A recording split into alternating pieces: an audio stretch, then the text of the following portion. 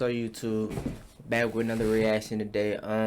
This reaction is about a movie I have never seen, but it was requested by a subscriber, and I'm low key curious because I actually have heard a lot about this movie. I just never got around to watching it. But today's October 1st, so and it's about like I watch a scary movie like every night in October. That's kind of one of my traditions. But let's see what this movie about, y'all. American Psycho. What an awesome movie. I feel like it's one of those rare movies that brings the best of both worlds. Like, it provides the humor and ridiculousness of some great movies, but also the thoughtfulness and depth of other great films. It's amazing. I really can't wait to begin discussing this, so welcome to Classic Explained, Episode 4, American Psycho. I'm going to break it down using 3 themes. 1, male superficiality, where we'll discuss Patrick's humanity, Patrick's superficiality, the frigate bird symbol, Patrick's narcissism, and the opening monologue. 2, upper class ignorance, where we'll discuss the characters' interactions, upper class values, and why no one notices Patrick's psychopathy. And 3, Patrick's escapism, where we'll discuss if the killings are real or mental, Patrick's insecurity, repressed rage, upper class desensitization, yuppie culture, with the heart. Yeah, I'm already gonna like this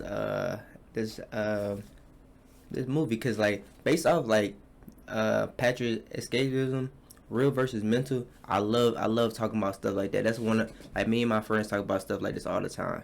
Biography tape, the Texas Chainsaw Massacre tape, CDs, the strange message in the ATM, and the final monologue. Okay. And if you like this video, please leave a thumbs up and a comment. I got you, my boy. If you want to see more of these, me. Hit the subscribe as well. Let's get started. Feel like Lucas Blue. Theme number 1, male superficiality.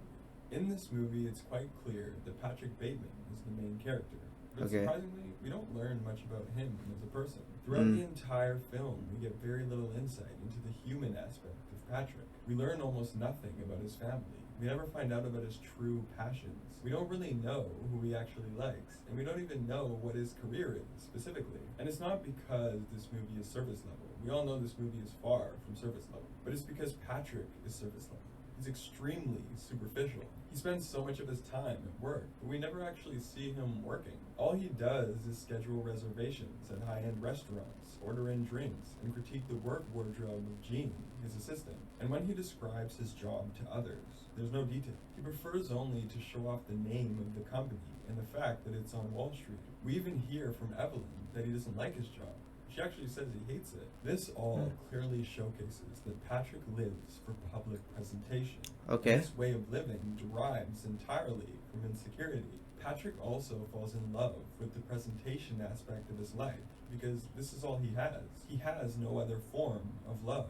He's detached. That's deep.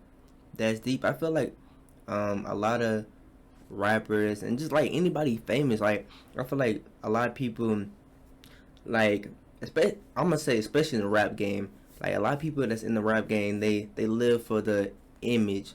Like there's always that comparison between Jeff Bezos and a rapper, and how Jeff Bezos looks like a normal dude, and then there's the rapper with all the chains and all the, and I feel like most people do that because, 1, for attention, 2, they just, like, it's just deep, man. It goes deep, and I feel like as somebody with all these riches, you don't know who's really looking out for you, and who just trying to gain something from you. You know what I'm saying? So, okay, I like this. He's annoyed by his fiance, and it's clear that he isn't truly friends with the men he hangs out with. They just all happen to fall into the same level of the social hierarchy. A very brief but relevant symbol of this is when we see Patrick watching what sounds like Jeopardy. The host says, during courtship, the male frigate bird inflates to enormous size the red pouch found here. This, in nature, is the male frigate bird's way of attracting a mate. It's a temporary and surface-level way of gaining attention, quite similar to Patrick's way of living. Another really important part of Patrick's obsession over his own presentation is his narcissism. He's obsessed with the way he looks. In his entire opening monologue. This is kind of scary. Like watching this kind of sounds like me, low key. Like, I'm not really like a big person on the presentation. It's more like trying to get to a certain point in life and he just sound like me. What the? And we are supposed to learn about him as a person. He Okay. focuses only on the details of his diet, workout, and skincare routine. But at the end of his monologue, we get the most interesting part of the film's intro. Patrick says there is an idea of a Patrick Bateman, some kind of abstraction, but there is no real me, only an entity, something illusory. And though I can hide my cold gaze, and you can shake my hand and feel flesh gripping yours, and maybe you can even sense our lifestyles are probably comparable, I simply am not there. This final part of his opening monologue captures this entire theme. It showcases that Patrick is a man who is so wrapped up in superficiality that he has totally lost his sense of humanity.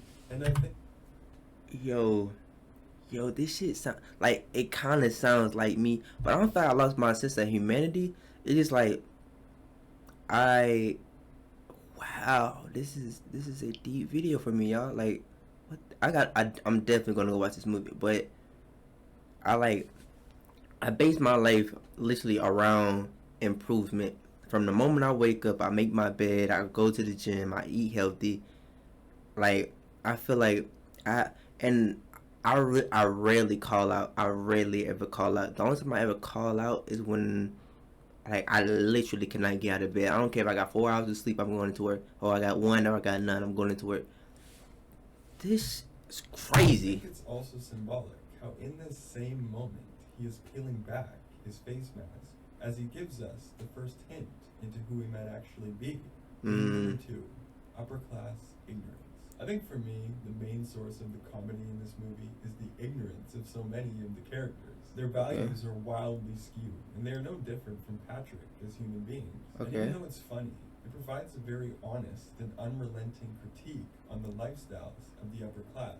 These characters try to have sophisticated discussions about world issues, only using buzzwords and cliches, pretending to have some care or any knowledge of other countries and communities. They compete aggressively for the most tasteful business card. The men simplify women all the way down to trophies for them to be seen with. They are also having affairs with each other's partners and are likely all aware of it. This showcases that there is no love between these people. They're empty. Their activities with each other are all just a collective desperate climb for conformity and social dominance. I also noticed when I watched this film that This is kind of scary, y'all. This sounds like the life of being famous. Like, really, this really sounds like the life of being famous. Like, and that's why this video is making me understand why a lot of people says is lonely at the top, and then like, and how money isn't everything. Okay, I'm really liking it. I'm really liking this video. awkwardness to every interaction. Everyone seems so staged, like they've completely planned what they're about to say before they say it. Conversations are really disjointed, and this is also purposeful by the filmmaker. Their lives are a game of pretend. The only characters that show no interest in Patrick's title and job location are the prostitutes, which makes perfect sense. They have no need to feel like they need to pretend to care. And most interestingly, no one in Patrick's high-class community notices his overtly psychotic actions. And whether it's in Patrick's head or not, we'll talk about a little bit later, but I think the fact that people don't notice the crazy things that Patrick does is a major symbol of upper-class ignorance. When Patrick is clearly putting a body into his trunk, Lewis doesn't notice because he is so concerned about where Patrick purchased the bag for the body. Upper-class people fail to notice the atrocities going on throughout the world and in their community because it rarely ever affects them. The only issues they now have are... Yo, I don't never want to end up like this, y'all. Like, wow. I feel like this, like, I know I've been talking about the rich people, but I feel like this is low-key us to a certain degree, too. I feel like now that we have phones, like say, like, like Hurricane Ian right now, like, some people don't care as much if it's not affecting them. Wow. And, like, and you know how, like, you could see like a video of a killing, and like maybe when you first saw it, like your first one, it was like it hit deep. Now it's like keep like it's just normal. That extremely trivial, like clothing, etc. accessories, and events. And these things are the main topics of conversation for the characters in this movie. And we're going to dive even further into this topic of ignorance. And theme number 3, Patrick's escapism. So when it comes to whether Patrick is a murderer or not, there's really no right or wrong answer. I was reading an AV Club interview with the director, Mary Herron, and she said, "I don't think that everything happened, but that's for people to decide themselves." Wait, what? If somebody says that it's all in his head and that makes the movie for them, that's fine. So personally, when it comes to my interpretation, I see it almost all as occurring in Patrick's head. I think killing the homeless man and some of the people in the house could be real, and I think the schedule that Jean finds at the end is real. Patrick certainly has psychotic thoughts, but Patrick is also leaving trails of blood, sweating in front of detectives, leaving bodies in closets for realtors to find, and having shootouts with cops, which is all super surreal. I also think Kimball isn't actually real, but whether it's real or not, I think Patrick's murders serve an enormous purpose for the film's message. Patrick's killings are symbolic of 2 things. 1, repressed rage following a life of conformity, and 2, the upper class's desensitization to cruel and immoral actions. Let's start with the first one. Earlier in the film, Evelyn asks Patrick why he works at a job he hates, and Patrick says, "Because I want to fit in." But deep Yo, I got to go watch this movie, y'all. Like, I'm a very big person when it comes to like deeps. Like, I'm always having deep conversations, y'all. And one that I love, like since I'm so young, I love talking about like college and live your dreams and going to just doing what you want to do. And a lot of people that I talk to, especially in high school, they were trying to fit in to what their parents wanted to do, or their friend was going to be a nurse and they didn't know what they wanted to do. They were going to be a nurse, and some people hate what they do. Like, I know people who go to work every day. I hate what I do. Besides this, I love this. I love doing this. I love hopping on, speak my mind and stuff like that. But everything just has a purpose, and this is crazy. Deep inside Patrick, there's this dying need to be a real person, find his individuality. When Evelyn claims Patrick is inhuman, Patrick desperately replies, "No, I am in touch with my humanity," when he has shown barely any evidence of that to other people and to the audience. He also says, while at the spa, "I have all the characteristics of a human being: flesh, blood, skin, hair, but not a single clear, identifiable emotion, except for greed and disgust. Something horrible is happening inside of me, and I don't know why. My nightly bloodlust has overflown into my days. I feel lethal, on the verge of frenzy. I think my mask of sanity is about to slip." This all signifies that Patrick is exhausted from repressing his true self, and embarking on a frenzy of cold-blooded murders is his way of releasing. Yo, wow, y'all. And I feel like that can go to everybody. Like, I know people who just go to work and then their excuse for going to work, it pays the bills. It like and deep down they know they hate this job. They got kids. They gotta keep going to this job they hate. Wow. And so they just keep over years. So like say 30, 40 years, they keep repressing themselves, and I can see how it becomes anger over time. And wow, This repressed rage. Wow. There's even writing on the walls over Patrick's victims, reading "Die Yuppie Scum."